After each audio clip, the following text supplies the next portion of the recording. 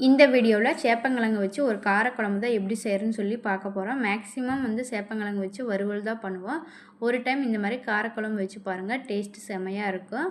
அதுக்கு ஃபஸ்ட்டு சேப்பங்கிழங்கு வந்து நல்லா வாஷ் பண்ணிவிட்டு குக்கரில் ஒரு 2 விசில் விட்டு எடுத்துக்கோங்க, உப்பு சேர்த்திட்டு.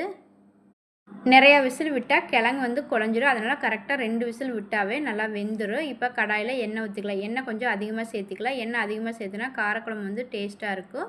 எண்ணெய் காஞ்சது கடுகு, வெந்தயம், கருவேப்பிலை, ஒரு 15 சின்ன வெங்காயம் வந்து கட் பண்ணி சேர்த்திக்கலாம். 10 பூண்டு சேர்த்திட்டு நல்லா வதங்கினது 2 பழுத்த தக்காளி வந்து அரைச்சி சேர்த்திக்கலாம். தக்காளியில் நல்லா பச்சை வாசனை போகிற அளவுக்கு வதக்கி விட்டுறலாம். தக்காளி நல்லா வதங்கினது 1 ஸ்பூன் மல்லித்தூள், 2 ஸ்பூன் வீட்டில் அரைச்ச குழம்புத்தூள் சேர்த்திக்கலாம். குழம்புத்தூள் வந்து உங்கள் காரத்துக்கு தேவையான அளவு சேர்த்திக்கங்க. மசாலா சேர்க்கும்போது சிம் ஃப்ளேமில் வச்சு வதக்குனிங்கன்னா அடி பிடிக்காமல் இருக்குது. இப்போ இதில் 2 டம்ளர் தண்ணி சேர்த்திக்கலாம்.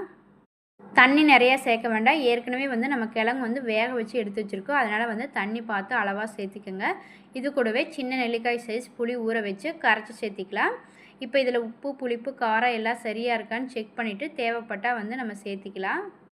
அடுத்து மூடி போட்டு மீடியம் ஃப்ளேமில் ஒரு 15 நிமிஷம் வந்து குழம்பு கொதிக்க விட்டுறலாம். குழம்பு வந்து நல்லா கொதிக்கட்டும். இப்போ நம்ம வேக வச்ச கிழங்கு வந்து எப்படி இருக்குன்னு சொல்லி பார்க்கலாம். ப்ரெஷர் ஃபுல்லாக அடங்கினதும் ஓப்பன் பண்ணி பார்த்துட்டு கிழங்கு வந்து இந்த மாதிரி நசுக்கி பார்த்தீங்கன்னா கிழங்கு தனியாக தோல் தனியாக வரும். கரெக்டாக வெந்திருக்கும். கரெக்டாக 2 விசில் விட்டிங்கன்னா குலையாமல் இருக்கும். இப்போ கடாயில் கொஞ்சமாக எண்ணெய் ஊற்றிட்டு 1/4 டீஸ்பூன் மஞ்சள்தூள் சேர்த்துட்டு கிழங்கு போட்டு ரோஸ்ட் பண்ணி எடுத்துக்கலாம்.